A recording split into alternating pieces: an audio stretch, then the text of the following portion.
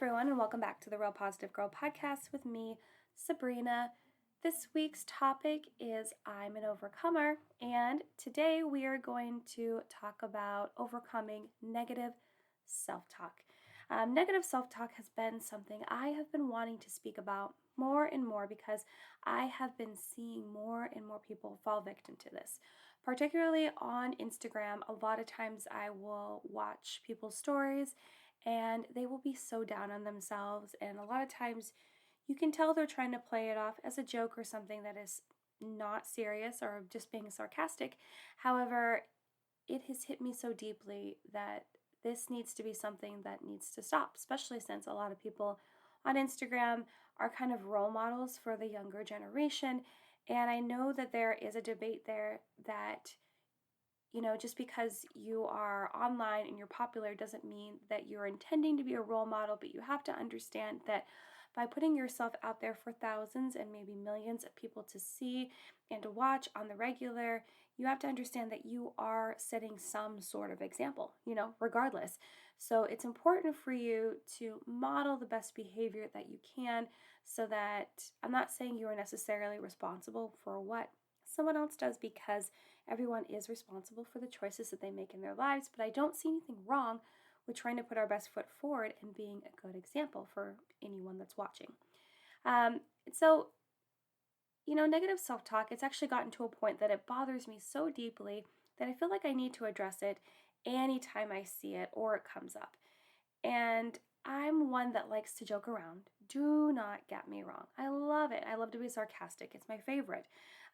But I've decided that actually being self-deprecating isn't helpful to anyone and is affirming too much negativity. There is no reason for us to invite more and more negativity into our life, especially what we're dealing with on the daily and all this uncertainty and these surprise things that just catch us off guard in our lives. There's no reason that we need to bring in more negativity by putting ourselves down, regardless of whether you believe it's a joke or not. And self-deprecation is only a portion of negative self-talk, but it's the one I see all over that many people probably don't even notice they are doing, or they think it's harmless.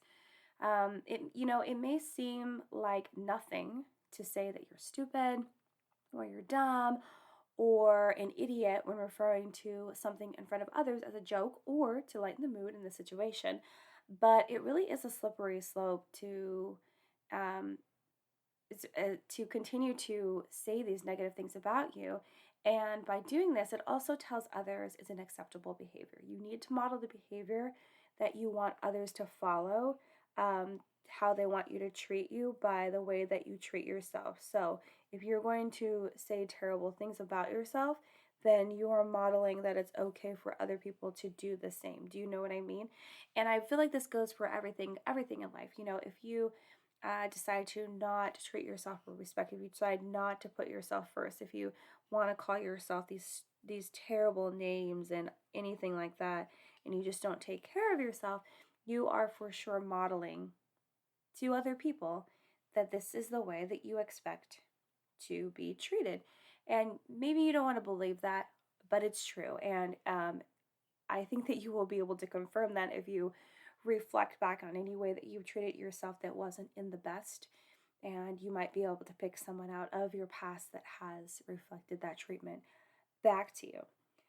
So I know I might sound like a stick in the mud, like I'm no fun, but by bringing this topic up and by talking specifically about self-deprecation, and I do want to have fun. I believe it. But I am all about feeding the best things into our mindsets and not letting ourselves be treated poorly, even by ourselves. And, it's one thing for us to stand up and defend ourselves when other people are trying to bring us down or hurt us or treat us poorly, right? We're like, we're not here for that. That's a no-go. That's a non-starter, right? But when it's ourselves, we think that we can do that because it's generally in private, unless you are making it like not a spectacle of yourself, but if you are with other people and you find that it could just be treated as a joke. But again, you are setting a standard for anyone that's possibly looking up to you, and also the people that you're interacting with, that it's okay for you to be treated this way. And none of us should lean into that type of behavior. I really don't think we should. Okay? Don't let yourself be treated poorly even by yourself. So some examples of negative self-talk are saying we aren't able to do something, you're not worth it, no one likes you, you're not enough, your opinion doesn't matter, or you can't contribute. And so negative self-talk can also contribute to perfectionism, limited thinking, or feelings of depression. And it usually will come to those points when you have just overdone it. And even though you might start it like being all jokey and just lightening the mood and having fun, but the more and more you do it over time, it will start to turn into actual deep core beliefs that you are stupid, you are dumb, you are incapable of doing anything, you do everything wrong, you always make mistakes, all these things we say to not make the experience of the situation of us maybe messing up, maybe making a mistake, maybe not completely understanding something or knowing the answer to something. These things we're just saying it in the moment so that it's not super awkward and weird, but the more and more we do it, the more it actually gets ingrained in your mind, and you start believing it, and you think that those things are true when they're not. They're absolutely not. No matter how many mistakes you make, you are still able to be redeemed and to come up like feeling strong and capable and an overcomer, like we were talking about this week. So I need you to remember that. But no one wants to slip into perfectionism. No one. You might think perfectionism doesn't sound that bad. It's terrible. It's terrible. You're always creating sky high expectations for yourself. You procrastinate a lot and you have anxiety generally. And you are always trying to push, and you don't feed yourself. You don't fill your cup up.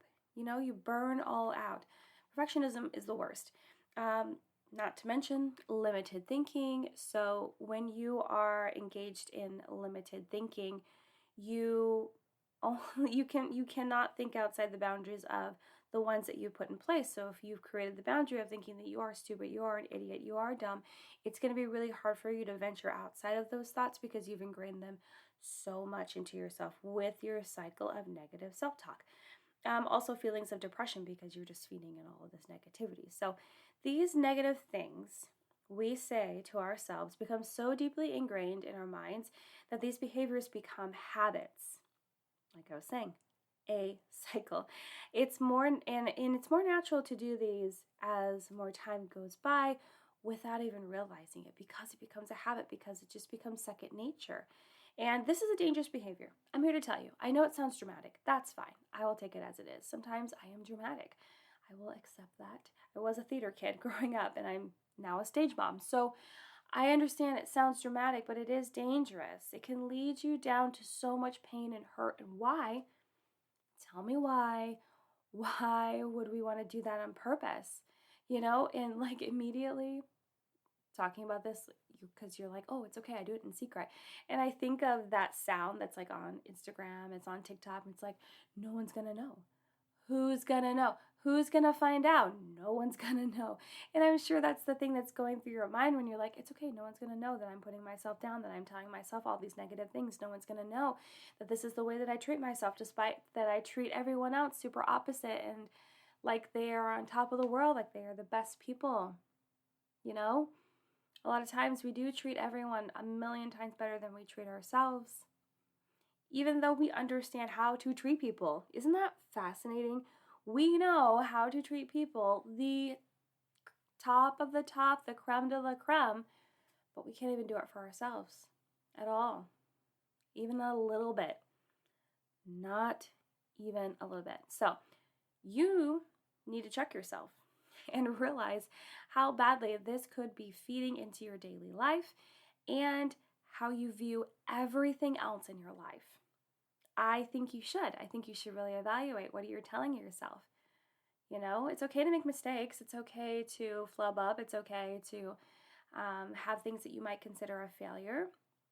But you have to realize that those are all learning opportunities. I think it was Nelson Mandela. There was a quote that I was reading the other day, and it says, like, You either win or you learn, you know. You're not like that, you don't have to submit to failure. You know, you're either winning or you're just going to have another experience that you're going to learn from, get back up again, and try again.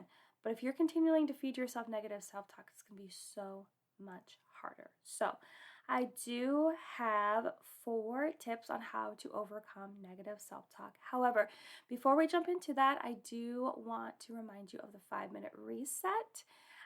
Just so you know, we did do a format change, so I am doing the 5-minute reset in the middle of the show now. So if you're having a hard day, a stress time, things are overwhelming, so much crap has happened in the day where you really wish that you could just make it all go away. The 5-minute reset can kind of do that. It allows you to reset, reboot, restart your day right then and there. You are essentially drawing a line in the sand and allowing yourself to restart your day right at that point. Leave everything else behind, take whatever learning opportunities you can, and just move on, which I think is super fantastic.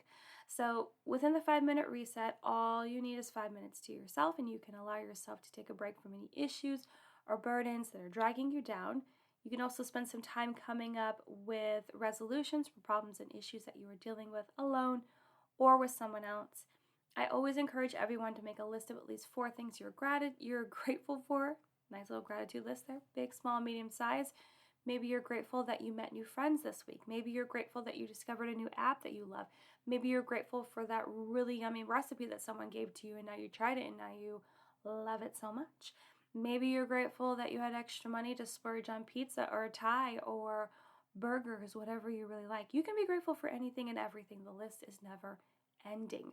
Last but not least, make sure that you're feeling at least neutral, if not positive, about the rest of your day, because hopefully creating your gratitude list and just reflecting on the positives and the blessings in your life will help you to be in a more positive mood more often. Not 100% of the time, not even 75%. Maybe you're rolling around at 60 or 65. That's fine. It's whatever is best for you. But just know that focusing more on your blessings and the things that are going right in your life will help you get through those negative, dark times. However, I do hope you are having a good day. So let's chat about what we can do to overcome negative self-harm. Like I said, I have 4 tips. The first one is to catch yourself when you speak negatively. You have to catch it. So this might be really hard in the beginning because, like I said, it becomes a habit. It's just ingrained in you. It's something that you're used to. So I would encourage you to become familiar with the different ways that you can talk negatively to yourself, like I already listed in this episode, or go to your best friend Google and look some up. It'll have so many examples for you. And then if you want to keep that list on your phone or whatever, if that's what you need, cool.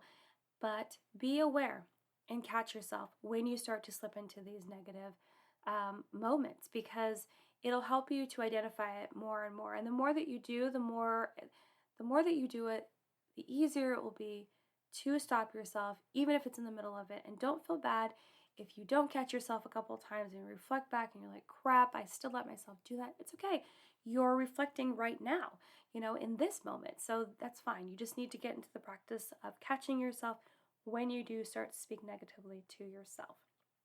The second tip for you is to stop mind reading. I spoke about mind reading a while ago. If you want to learn more about it, it's pretty fantastic. The episode that is, I'm sorry, I'm tooting my own horn right now. Yes, so the episode that I talked about mind reading, which I feel like was only like a month or 2 ago, so I'd encourage you to go back and check that out. I was speaking about how people, especially people pleasers or perfectionists, people that have anxiety that's driven by fear and reaction of what other people are doing around you, you will try to actually read someone's mind and try to react or do something on purpose ahead of time or whatever, because you think that whatever you think they're thinking, you can find a way to please them, or you're assuming that they already don't like you, or you're assuming that they think this or that about you or about what's going on. Like you're trying to be an actual mind reader. But you have to stop mind reading. You have to stop that. I struggle with that so bad. And a lot of times I will just tell myself, oh no, it's not mind reading. It's just based on historical data and what has happened in the past. Sure, that can sometimes be true, but a lot of times it cannot. And it's just your mind reading because you are so crippled by anxiety and fear and uncertainty that you want to already tell yourself how this person thinks about you, because you feel like that'll put you at ease as opposed to not knowing, or you're doing it to please someone in advance so that you can keep them happy because you feel like your happiness is an extension of their happiness, which isn't true. But yeah, so you have to stop mind reading. So in regards to negative self-talk, you have to stop mind reading and thinking that other people don't like you. Whether they do or they don't, it's not your business because it's their personal opinion. If they are choosing not to share that with you, that's on them, right? So you can't just go around assuming that people don't like you or they think all these negative things towards you, and then you start thinking those negative things towards you. Plus, I also think it's an excuse to talk negatively to yourself because you're like, oh, well, you don't understand. Like, this person feels this way about me. I just know it for sure. It's an excuse. You're just trying to find a reason for you to continue to reinforce that negative self-talk in yourself. So stop mind reading. Okay, so tip number 3 is remember your thoughts and feelings aren't always true. They're just not. A lot of times, our thoughts and feelings and emotions are highly influenced by external circumstances and experiences, by what people say about us, say to us, comparisons that we make between ourselves and many others. So, a lot of times, what's going on in our brain is not going to be the gospel truth. It's not going to be something that you can always hang your hat on. And you need to remember that because, again, it is highly influenced by the external world. So you need to realize that if you're continually having all these negative thoughts about yourself, it doesn't mean you're true. It doesn't mean those are true. It doesn't mean that even if someone was like, oh, you're fat, or your hair is ugly, or your teeth are the worst, or, you have bad breath all the time. A lot of times people will just make stuff up because they are so insecure with who they are and what they're all about that they just want to find other ways to project and hurt others because it is like a shield. And then, you're kind of passing the attention and any other judgments onto someone else as opposed to, being in fear, but you are in fear of those landing on you. Do you know what I mean? So it's important to realize not all your thoughts and feelings are true. They're just not. They're just not. They're just made up crap that you're soaking in because we're all sponges in the world these days. So, okay, number 4, the last tip that I have for you today is to see yourself from someone else's perspective that cares. So, you have a best friend? Do you have a spouse? Do you have a mentor? Do you have a coworker? Someone that you know that cares about you, that appreciates you, that likes you a lot, that thinks you're cool. Think of yourself, if you have a hard time stopping yourself from being negative to yourself, negative self-talk, find someone that, likes you a lot, appreciates you, and think of yourself how they would think about you. They probably wouldn't say that you're the worst or you're an idiot or you don't ever know what you're doing or you're a complete failure or, you have no talent or whatever negative things you were saying to yourself. A lot of times I say to myself, wow, you're so fat, you're so overweight, you work out every day, but look at you. You eat treats. Why are you eating treats? Or, wow, like you have so many grammatical errors in this blog post that you're writing. Like you're a terrible writer. Why are you even trying to be a writer? Why are you even trying to have a podcast? Like I say all these negative things to myself sometimes. I've gotten better at catching them and not allowing those to cloud my mind and, take up space. It's just taking up space. So it is good to see yourself from someone else's perspective. And I'm not saying you have to ask them how they feel about you, but if you know, generally there's people in your life that you know how they feel about you, see yourself from their perspective. They love you. They care about you. They think they're super smart. Think you're really cool. They love the way that you handle when you make a mistake or you flub up. They look up to you with the care and the coolness that you have. They appreciate you. They look up to you. They think that you're one of their closest friends they couldn't live without.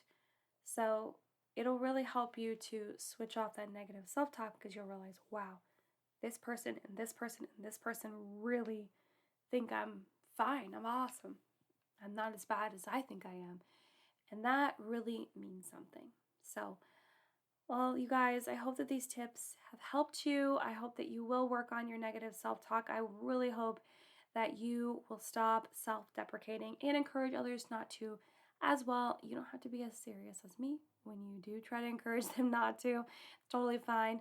But I think it would be helpful if we all encourage people to speak more life and not death. So, just so you know, the next episode that's coming up in this topic of I'm an Overcomer, we will be talking about a really big deal topic to me, which is self-harm. So if you are interested or know someone that you would love to have this information for about being an overcomer of self-harm, tune in to that episode. I hope you really enjoy it.